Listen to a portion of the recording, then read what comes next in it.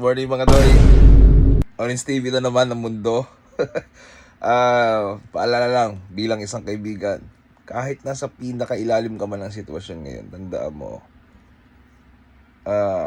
opportunity comes. Okay? Better days are coming. Kupal ka ba?